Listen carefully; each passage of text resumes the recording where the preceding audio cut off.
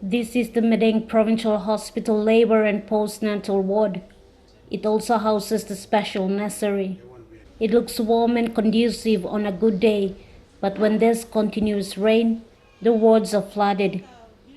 This poses risk to the newborns, especially babies between 1 to 7 days old who are sick and need special care. According to the doctor looking after the special nursery, there is a greater chance of cross-infection when there's flooding. We just experienced a flood on Wednesday. So usually come inside. It comes all through here, go to office. It comes on the two sides of the door, one on the other, one on the other side. We find it more like cross-infection, When it's overflow, mostly we believe that where it's leaking as well. Outside infection, maybe dog backpack, whoever's throwing outside, or come back inside the building again. When you've been flood like this, you're more exposed that the infection can come through us. We are the carrier staff. That's why we try to control the traffic, the flow of staff inside here. Mostly we force the maximum. PHA CEO Paul Mabong says the flooding is due to blockage at the two water outlets.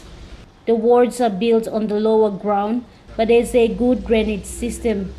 The volume of water flowing from these drains is chunked back into the wards because the two water outlet pipes are too small to drain the excess water, thus it floods the entire wards.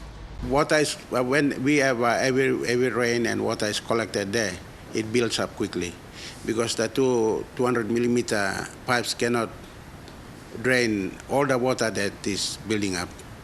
So when it builds up and we still have rain, it floods the entire ward, the post-natal ward, the labor ward, and also the nursery that is there. Mabong says the issue with the labor and post-natal wards goes far back to 2014 and 2013, way before PHA came into existence.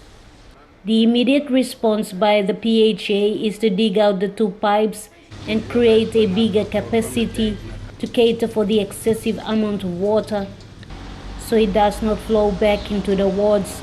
Remove the two small pipes that is there, because the volume of water will come from all the surrounding buildings into that area will not be drained properly.